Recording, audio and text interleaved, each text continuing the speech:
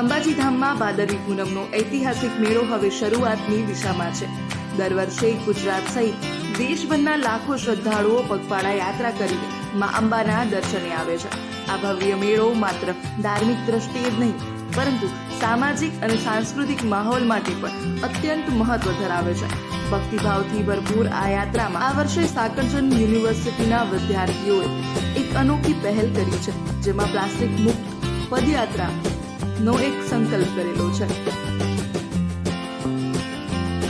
જાણીએ તેમના આ સંકલ્પ વિશે।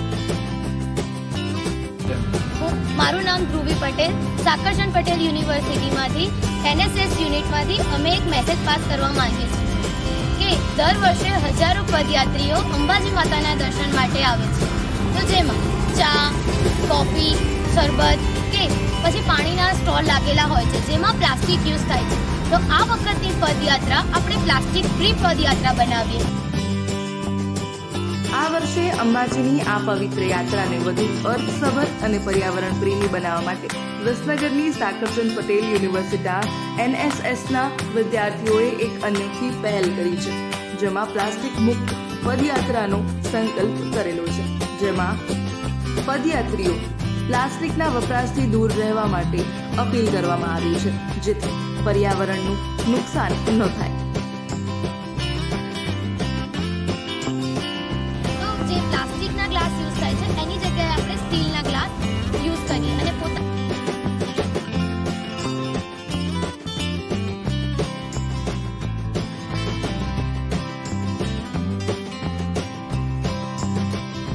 પ્લાસ્ટિકનો કચરો અટકશે અને પર્યાવરણ શુદ્ધ થશે। નાનો પ્રયત્ન મોટો ફેરફાર। બોલો માતા કી જય।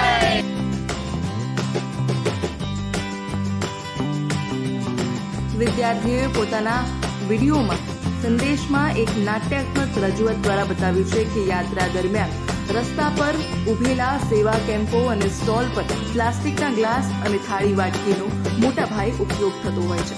છોટા સમયની સુવિધા માટે વપરાતી આ વસ્તુઓ કચરાના સ્વરૂપમાં રસ્તા, નાળા અને પ્રકૃતિમાં ફેલાય છે, જેના કારણે માત્ર સ્વચ્છતાનો પ્રશ્ન ઊભો થતો નથી પરંતુ પર્યાવરણને પણ ગંભીર નુકસાન થાય છે। આ સમસ્યાનો સરળ પરંતુ અસરકારક ઉપાય વિદ્યાર્થીઓએ રજૂ કર્યો છે, જેમાં પદયાત્રીઓ પોતાના ઘરેથી સ્ટીલના ગ્લાસ અને વાટકી લાવે।